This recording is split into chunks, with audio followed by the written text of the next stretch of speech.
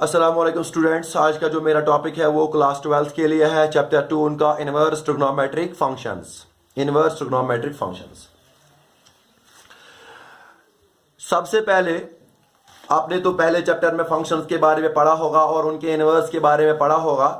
तो यहां पे मैं बताऊंगा थोड़ा सा उसका प्रीव्यू कि कोई भी फंक्शन, सपोज करो हमारे पास कोई फंक्शन है एफ, ये डिफाइन है एक्स से लेके वाई तक, such that or defined by f of x is equal to y, या यहां पे लिखूंगा y is equal to f of x, defined by defined by y is equal to f of x। ये एक function f है जो x से defined है, ऐसे x से लेके y तक साइज और defined bye y is equal to f of x। ये एक फंक्शन मैंने ली।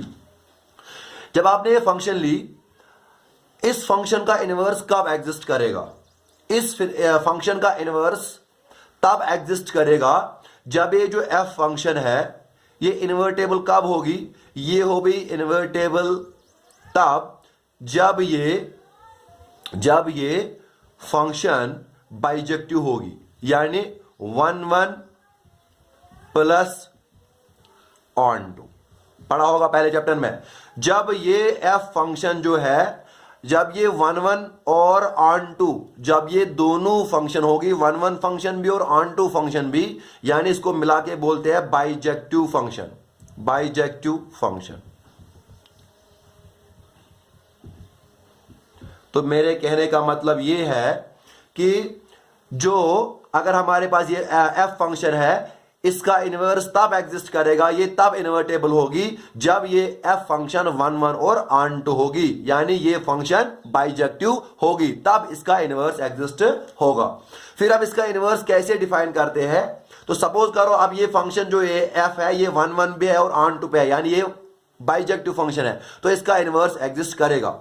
तो इसका जो इनवर्स एग्जिस्ट करता है वो हम डिफाइन करेंगे। सपोज जी कोई फंक्शन है, सपोज जी कोई फंक्शन है, और इनवर्स आपको पता है कि पहले चैप्टर में पढ़ा होगा, वो हम डिफाइन करेंगे जी कोई फंक्शन y से लेके x तक। हम डिफाइन करेंगे जी फंक्शन y से लेके x तक, और defined by g of y is equal to x। यहां पे where x belongs to x set. x जो है वो किससे बिलोंग करेगा?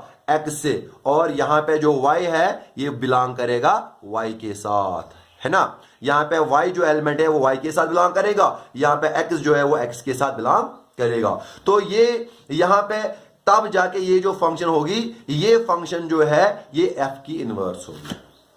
तो हमने ये डिफाइन किया, f अगर एक फंक्शन है, अगर ये 1 1 और ऑन टू फंक्शन है, तो यानी बाइजेक्टिव फंक्शन है, तब जाके इसका इनवर्स एग्जिस्ट होगा। तो इनवर्स जो इसका एग्जिस्ट होगा, हम g कोई फंक्शन डिफाइन करेंगे y से लेके x तक, such defined by g of y is equal to x। अगर ये 1 1 ऑन टू है तो तब जाके इसका इनवर्स होगा। तो यहां पे आपको ये चीज पता चलेगा, ये देखो ये है डोमेन ऑफ g, ये है domain of g, domain of g. ये जो डोमेन ऑफ जी है, यहां पे देखो ये एफ जो होगा, यहां पे एफ, यहां ये डोमेन, ये कोडोमेन और रेंज किस, ये जो 1 1 और ऑन टू होगी, कोडोमेन रेंज एक ही होता है ना। तो यहां पे डोमेन ऑफ जी किसके बराबर होगा? Range of F. एक और चीज है, यहां आप ले लो रेंज ऑफ किसका? रेंज ऑफ जी का ले लो। ये रेंज ऑफ जी किसके बराबर होगा? Domain of F. ये होता है इन्वर्टेबल जो फंक्शन होती है उनमें, जो हमने यहां पे इनवर्स फंक्शन किया जी डिफाइन, तो उसमें ये होगा जो जी फंक्शन हमने डिफाइन की इसका इनवर्स, उसका जो डोमेन होगा वो एफ का रेंज होगा। और क्योंकि मैंने आपको पहले बोला जो 1 1 onto function, bijective function, वहां पे कोडोमेन और रेंज एक ही होता है, तो इसीलिए यहां पे भी मैं बोल रहा हूं रेंज ऑफ जी, अगर इसका रेंज लेंगे जी का तो वो डोमेन ऑफ एफ के बराबर होगा। तो जी जो होगा वो जी फंक्शन जो है वो इनवर्स होगी एफ की। तो हम इस तरह से फिर वो लिखते हैं कि एफ का जो इनवर्स है वो जी बराबर है, वो जी के बराबर है। तो f inverse of is equal to g. तो अब आपको ये समझ आया होगा कब जाके कि एक फंक्शन का इनवर्स कब एग्जिस्ट करता है। ये आपने पहले चैप्टर में पढ़ा होगा। 1 1 और ऑन टू होना जरूरी है। अब हमारे पास बहुत सारे ऐसे फंक्शंस हैं जो बाइजेक्टिव नहीं है तो उनका इनवर्स एग्जिस्ट नहीं होगा, क्योंकि जब फंक्शन बाइजेक्टिव नहीं होगी तो उसका इनवर्स बिल्कुल भी नहीं एग्जिस्ट करेगा। अब क्या होता है, अब हमारे पास जो बाइजेक्टिव फंक्शन होगी उसका इनवर्स एग्जिस्ट करेगा। अब यहां पे जो हमारा चैप्टर है वो है inverse trigonometric functions, inverse trigonometric functions. तो यानी हमें ट्रिग्नोमेट्रिक फंक्शंस का इनवर्स पढ़ना है। तो सबसे पहले आपको तो थोड़ा बहुत ऐसा लगेगा इनवर्स इसलिए आ गया तो शायद वो बाइजेक्टिव फंक्शन होंगी इसलिए उसका इनवर्स होगा, लेकिन नहीं। देखो 11th चैप्टर में आपका मैथमेटिक्स में ट्रिग्नोमेट्रिक फंक्शंस है, तो वहां पे आपने इतना तो पढ़ा होगा कि जो ट्रिग्नोमेट्रिक फंक्शंस है, जो ट्रिग्नोमेट्रिक फंक्शंस है वो न तो वो जो है वो बाइजेक्टिव फंक्शंस नहीं है, वो आर नॉट बाइजेक्टिव। वो जो ट्रिग्नोमेट्रिक फंक्शंस है वो बाइजेक्टिव फंक्शन नहीं है। किनके लिए? जो उनका नेचुरल डोमेन और नेचुरल उनका जो डोमेन और कोडोमेन होता है उस पे वो बाइजेक्टिव नहीं होते हैं। ट्रिग्नोमेट्रिक फंक्शंस आपने 11th क्लास में पढ़ा होगा कि वो बाइजेक्टिव नहीं होगा इन दियर नेचुरल, जो उनका डोमेन और रेंज होगा तो उनका, फिर उसका मतलब ये है जब वो बाइजेक्टिव नहीं है, ट्रिग्नोमेट्रिक फंक्शंस की बात करूंगा अभी भी हम डिटेल में पढ़ेंगे, तो इसका मतलब उसका इनवर्स भी एग्जिस्ट नहीं करेगा, उसका इनवर्स भी एग्जिस्ट नहीं करेगा। Trigonometric function as a whole अगर हम पूरे डोमेन पे लेंगे, जो उसका नेचुरल डोमेन है उस पे वो बाइजेक्टिव नहीं होती है, तो उस पूरे डोमेन पे उसका इनवर्स एग्जिस्ट नहीं करता है। अब इस चैप्टर में हमें क्या पढ़ना है असल में, अगर इनवर्स एग्जिस्ट नहीं करता है तो फिर इनवर्स ट्रिग्नोमेट्रिक फंक्शंस हम क्यों पढ़ते हैं? देखो क्यों हम पढ़ते हैं। मैंने अभी बोला कि नेचुरल जो उसका डोमेन है अगर हम उस पूरे डोमेन को ले उसमें वो बाइजेक्टिव नहीं है, लेकिन अगर जो उसका वो डोमेन है अगर हम उसके डोमेन को रेस्ट्रिक्ट करेंगे, अगर हम ट्रिग्नोमेट्रिक फंक्शन जो है अगर हम उसके डोमेन को रेस्ट्रिक्ट करेंगे, अगर हम उसके डोमेन को, जो उसका नेचुरल पूरा डोमेन है रियल नंबर्स, अगर हम उसको रेस्ट्रिक्ट करेंगे किसी पर्टिकुलर इंटरवल्स में, वो मैं बताऊंगा अभी, किसी पर्टिकुलर इंटरवल्स में, तो तब जाके वो बाइजेक्टिव फंक्शन बनती है। उन पर्टिकुलर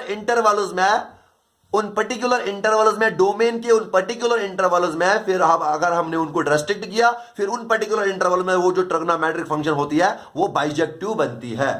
तो इसका मतलब यह है उन पर्टिकुलर इंटरवल्स में उसका इनवर्स एग्जिस्ट होगा, उसका इनवर्स एग्जिस्ट होगा।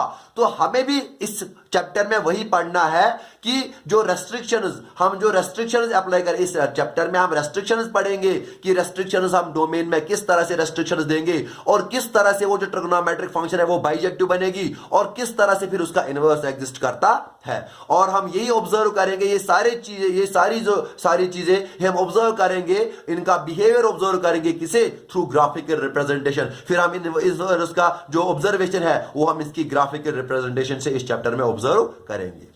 तो ये था कि किस तरीके से हम इनवर्स ट्रिग्नोमेट्रिक फंक्शंस तक पहुंचेंगे। अब जो इनवर्स ट्रिग्नोमेट्रिक फंक्शंस है इसकी एप्लीकेशंस, अगर हम इसकी एप्लीकेशंस की बात नहीं करूंगा, लेकिन इसका जो अहम रोल होता है, it plays a very important role in calculus.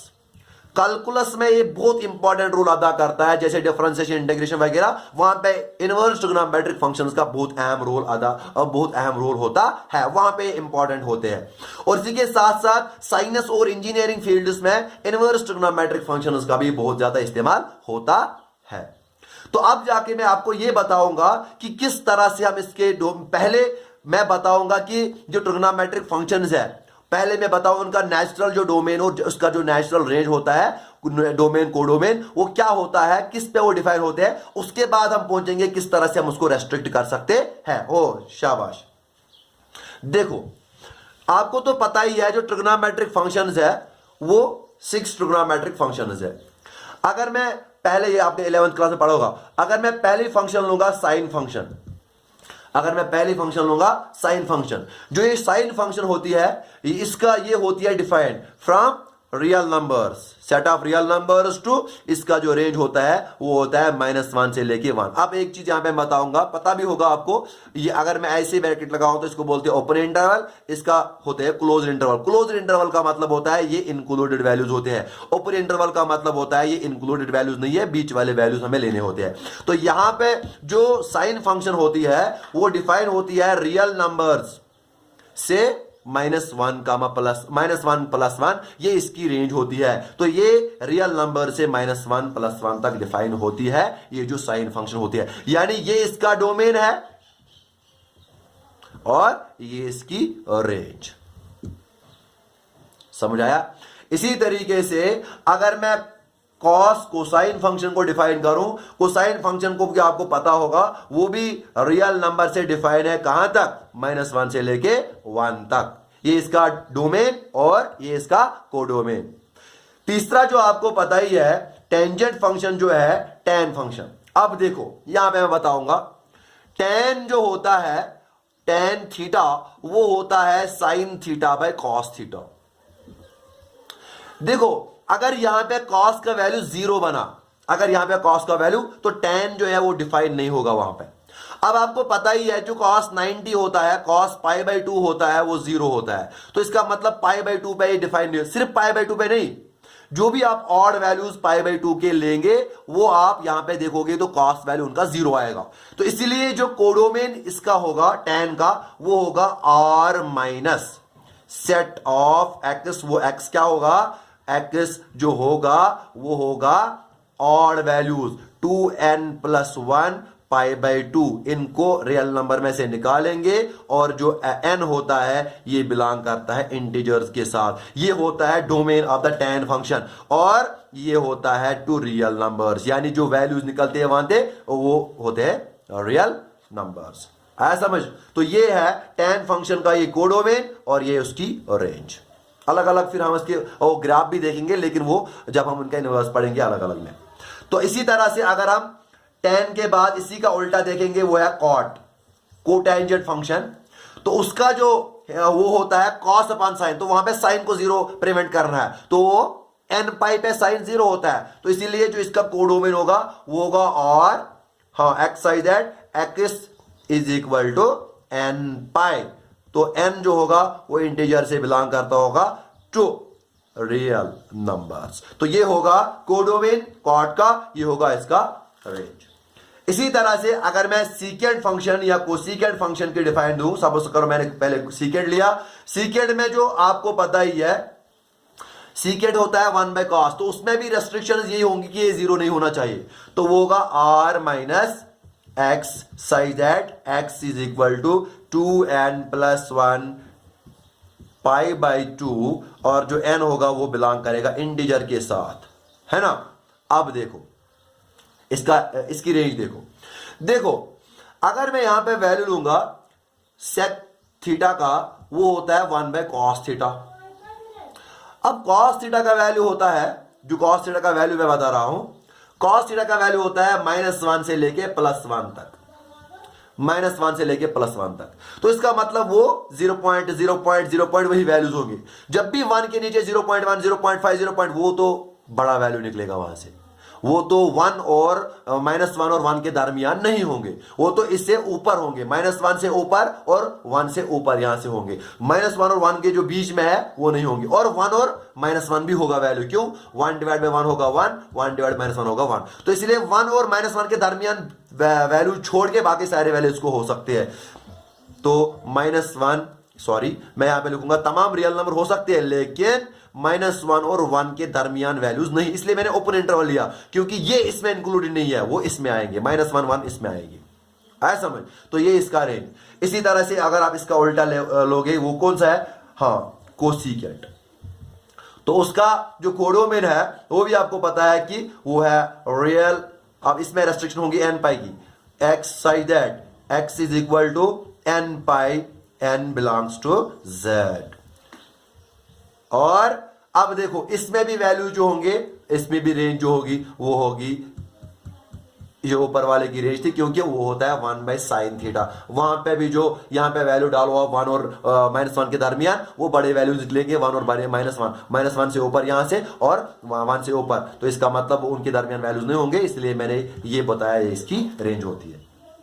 तो इस नेचुरल डोमेन, ये नेचुरल डोमेन, नेचुरल रेंज, इस नेचुरल डोमेन की अगर हम बात करेंगे इन ट्रिग्नोमेट्रिक फंक्शंस की, इस नेचुरल डोमेन पे अगर हम ये सारा लेंगे, इस पे इनका इनवर्स एग्जिस्ट नहीं करता है, क्योंकि ये 1 1 और ऑन टू फंक्शंस नहीं होती है। मैं सिंपल सी एग्जांपल दूंगा आपको और फिर आप खुद समझोगे। अगर मैं यहां पे एक एग्जांपल दूंगा, मैं लूंगा वैल्यू साइन ऑफ π/2, वो होता है 1 के बराबर। साइन ऑफ π/2 वो किसके बराबर होता है? 1 के बराबर। इसी तरह से अगर मैं साइन का एक और वैल्यूज का मैं इसका लूंगा, सपोज करो, जो आपको पता ही है कि साइन का ग्राफ इस तरीके से होता है, वो मैं बाद में भी बताऊंगा। ये है 1 का वैल्यू और ये है 1 का वैल्यू, और यहां पे भी है ये 1 का वैल्यू, है ना। तो अगर आप यहां से जाओगे, यहां से ये देखो, ये क्या होता है? ये होता है 0, ये होता है -π/2, ये क्या होता है? पाई, ये क्या होता है? -3π/2, है ना। 0 -π/2, 2π/2 -3π/2। तो यहां पे अगर मैं -3π/2 का वैल्यू भी निकालूंगा, वो भी 1 निकलेगा। अब देखो एक चीज, π/2 भी किसके साथ अटैच है? 1। -3π/2 किसके साथ है अटैच? 1। तो इसका मतलब ये 1 1 फंक्शन नहीं है। तो जब ये 1 1 फंक्शन नहीं है तो बाइजेक्टिव की बात ही नहीं है। इसी तरह से सारे फंक्शन जो है ये 1 1 और ऑन टू फंक्शन नहीं है पूरे डोमेन पे अगर हम बात करेंगे। तो इसीलिए पूरे डोमेन की अगर हम इसे नेचुरल डोमेन की बात करें तो इस पूरे डोमेन पे इसका इनवर्स एग्जिस्ट नहीं करता है। अब जाके क्या होगा कि अगर हम इनका जो डोमेन होता है, अगर हम इनके डोमेन्स को अब रेस्ट्रिक्ट करेंगे, अगर हम इनके डोमेन्स को रेस्ट्रिक्ट करेंगे, तब जाके इनका इनवर्स एग्जिस्ट होता है, क्योंकि उन रेस्ट्रिक्टेड डोमेन्स में जो इनके इंटरवल्स बनते हैं उनमें ये 1 1 और ऑन टू फंक्शंस दोनों बनते हैं, तो उस वक्त इनका इनवर्स एग्जिस्ट करेगा। जैसे एग्जांपल दूंगा, मैं साइन की एग्जांपल दूंगा, वो बाद में बाकी पढ़ेंगे। देखो साइन की एग्जांपल मैं कैसे दूंगा आपको। देखो सपोज करो मैंने क्या किया, मैंने ये लिया कि साइन का वैल्यू, साइन का मैं एग्जांपल ले रहा हूं यहां पे, -π/2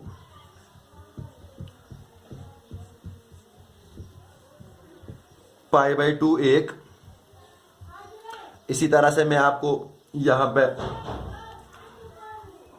-3π/2 से -π/2, इसी तरह से मैं यहां पे आपको एक और वैल्यूज दूंगा, वो है यहां से, ये है ये जो मैंने लिया था यहां पे -π/2 से लेके π/2, अब π/2 से लेके यहां पे ले सकता हूं, है ना। π/2 से लेकर कहां तक? 3π/2।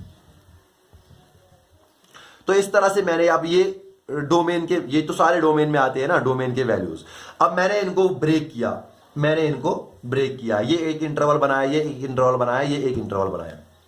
अब एक इंटरवल में क्या होगा, देखो मैं आप साइन का ग्राफ बनाता हूं।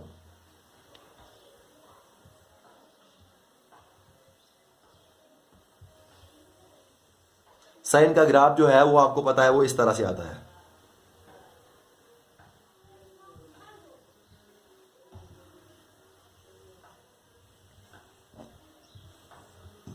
ना। तो ये है y एक्सिस, ये है x एक्सिस। तो ये होगा यहां पे 1 और ये होगा यहां पे -1। एक और चीज, ये होगा π/2, ये होगा पाई और ये होगा 3π/2 और ये होगा 2π। इसी तरह से यहां से जाएंगे, ये होगा -π/, पढ़ा होगा आपने, ये होगा -π, ये होगा -3π/2 और ये होगा -2π। अब देखो एक चीज, मैंने रेस्ट्रिक्ट किया डोमेन को -π/2 से लेके π/2 तक। ये है -π/2 और ये है +π/2। ये देखो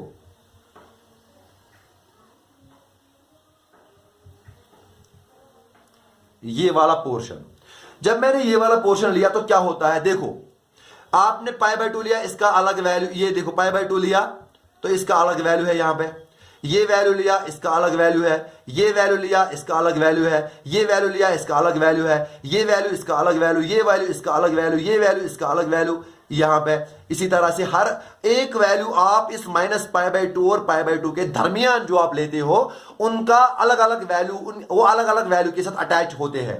तो इसका मतलब कोई रिपीट नहीं होता है, यानी π/2 जिसके साथ उसके साथ 0 नहीं है। हर एक जो डिस्टिंक्ट आपने यहां पे डोमेन में एलिमेंट लिया वो उसकी डिस्टिंक्ट वहां पे इमेज होती है। जो भी आपने डिस्टिंक्ट एलिमेंट लिया उसकी डिस्टिंक्ट इमेज है, डिस्टिंक्ट एलिमेंट, डिस्टिंक्ट इमेज हर एक की, जो आपने -π/2 से π/2 तक लिया। तो इसका मतलब ये जो फंक्शन बन गई अब इस रेस्ट्रिक्टेड डोमेन में -π/2 से लेके π/2 तक, ये बन गई 1 1। क्या बन गई? 1 1। इसी तरह से अगर आप 1 से लेके -1 तक, जो इसका कोडोमेन मैंने लिया, अगर 1 से लेके -1 तक आप कोई भी वैल्यू ले गो, कि मैंने कोई भी वैल्यू लिया, इसकी प्री इमेज यहां पे एग्जिस्ट करती है। कोई भी वैल्यू मैंने आपको यहां पे 1 लिया, 1 और -1 के दरमियान कोई भी वैल्यू लिया, इसकी प्री इमेज एग्जिस्ट करती है। कोई भी वैल्यू यहां पे लिया, इसकी प्री इमेज एग्जिस्ट यहां पे करती है। तो इसका मतलब ये ऑन टू फंक्शन भी बन गई है। इस पर्टिकुलर रेंज में ये -π/2 से π/2 तक, ये इस पर्टिकुलर इंटरवल में ये 1 1 भी बन गई और ऑन टू भी है। तो इसका मतलब ये जो साइन ट्रिग्नोमेट्रिक फंक्शन है, जब मैंने इसका डोमेन रेस्ट्रिक्ट किया तो ये 1 1 भी बन गई और ऑन टू भी बन गई। तो इसका मतलब इसी तरह से इस पर्टिकुलर इंटरवल में भी, इस पर्टिकुलर इंटरवल में भी इसी तरीके से ये 1 1 और ऑन टू बनेगी। तो इसका मतलब इन पर्टिकुलर इंटरवल्स की बात अगर मैं करूंगा, इन पर्टिकुलर इंटरवल्स में अगर हम ये फंक्शन डिफाइन करेंगे तो इन पर्टिकुलर इंटरवल्स में इसका इनवर्स भी एग्जिस्ट करेगा। इस इंटरवल में इनवर्स एग्जिस्ट करेगा, इस इंटरवल में इनवर्स एग्जिस्ट करेगा। तो हम एक एक इंटरवल में इसका इनवर्स करेंगे तो हमें मिलेगा मुख्तलिफ किस्म के इसके ब्रांच मिलेंगे। तो इस तरह से जो इनवर्स होता है वो एग्जिस्ट होता है इसका डोमेन रेस्ट्रिक्ट करने से। तो मैंने यहां पे जो साइन फंक्शन है इसका डोमेन मैंने रेस्ट्रिक्ट किया, इसका डोमेन मैंने रेस्ट्रिक्ट किया, इंटरवल्स में ब्रेक किया। मैं ये एक इंटरवल, ये एक इंटरवल, मैंने देखा कि अभी जो इसका नेचुरल डोमेन था इस पे ये 1 1 फंक्शन नहीं थी, तो ये बाइजेक्टिव फंक्शन नहीं थी, इस पूरे डोमेन पे इसका जो इनवर्स वो एग्जिस्ट नहीं करता। अब मैंने क्या किया, मैंने इसके डोमेन को रेस्ट्रिक्ट किया, ये मैंने इनके इंटरवल्स बनाए और इन इंटरवल्स मैंने चेक किया तो ये 1 1 फंक्शन भी बन गई और ऑन टू फंक्शन भी बन गई, यानी ये बाइजेक्टिव फंक्शन बन गई। जब ये बाइजेक्टिव फंक्शन बन गई तो इसका इनवर्स भी एग्जिस्ट करेगा। तो इसीलिए हम पढ़ रहे थे इनवर्स ट्रिग्नोमेट्रिक फंक्शंस। अब वो इनवर्स किस तरीके, तो यहां पे मैं पहले इसको रब करूंगा, मैं बताऊंगा।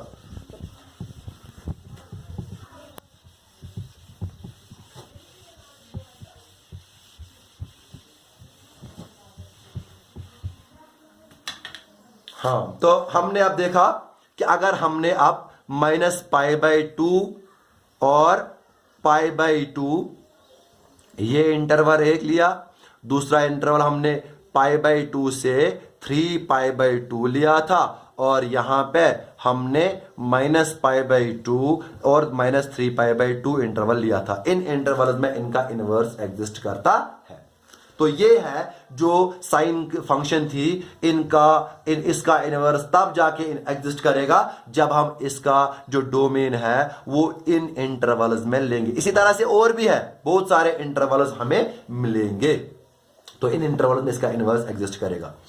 अब जो है इस साइन फंक्शन का इनवर्स जो हम डिनोट करते हैं वो हम इस तरह से डिनोट करते हैं, साइन इनवर्स, इस तरह से इसको डिनोट करते हैं। तो यह साइन इनवर्स को हम इस तरह से डिनोट करते हैं कि ये जो इनवर्स होगा ये इन इंटरवल्स में इसका एग्जिस्ट होगा। और ये जो साइन इनवर्स है इसको हम डिफाइन करेंगे, इसको हम डिफाइन, देखो इनवर्स में मैंने आपको पहले ही बोला है डोमेन से लेके कोडोमेन, डोमेन से रेंज होती है जो एक्स से वाई मैंने आपको बोला था, फिर इनवर्स में उल्टा बन जाता है।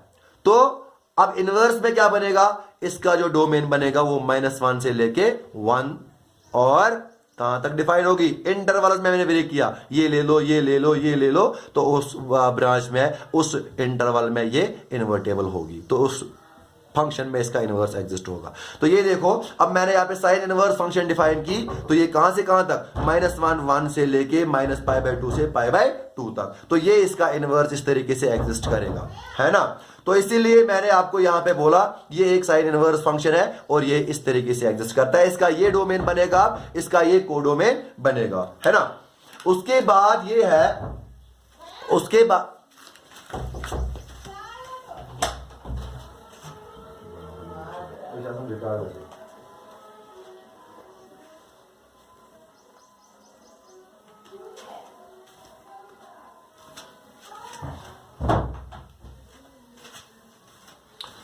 सॉरी कुछ डिस्टर्बेंस हुई थी यहां पे।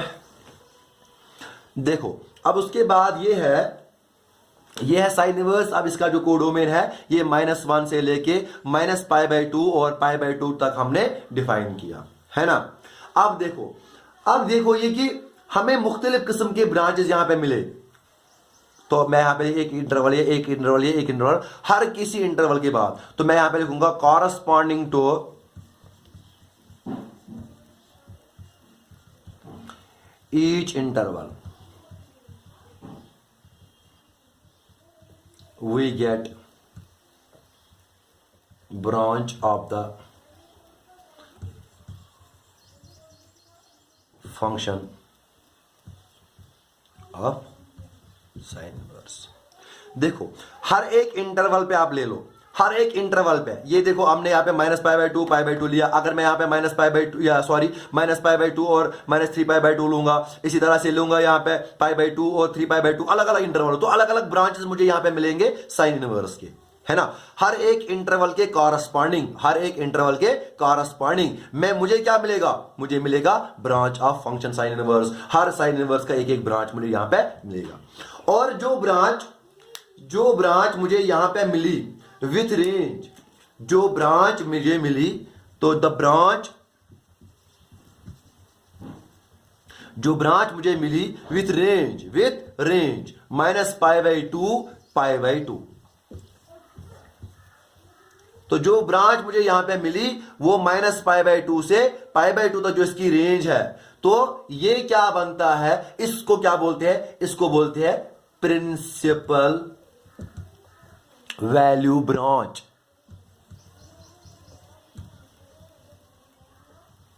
So the branch corresponding to the range -π/2, range जो ये रेंज है -π/2 π/2 तक, इसको बोलते हैं प्रिंसिपल वैल्यू ब्रांच। लेकिन यहां पे हर एक अलग अलग आपको ब्रांच मिलेगी। देखो जो भी कोई मैं इंटरवल डालूंगा एक एक ब्रांच मिलती जाएगी। तो इस तरह से मैंने बोला अगर -π/2 से π/2 तक हम ये वाला इंटरवल लेंगे तो इसको बोलेंगे प्रिंसिपल वैल्यू, इसको बोलते हैं प्रिंसिपल वैल्यू ब्रांच।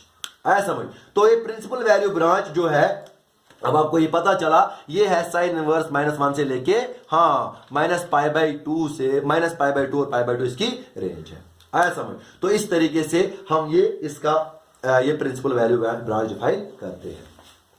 तो ये था पहला, उसके बाद हम जानेंगे नेक्स्ट वीडियो में।